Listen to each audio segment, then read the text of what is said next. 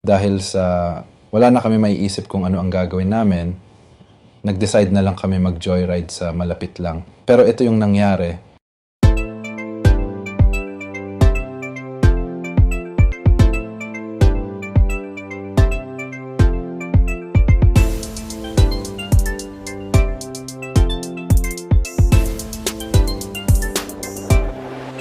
Nang hindi namin namalayan na umabot na pala kami sa Liloy, Zamboanga del Norte, nang may bigla kaming nakita nagbebenta ng lansones, tumigil muna kami bumili at kumain saglit.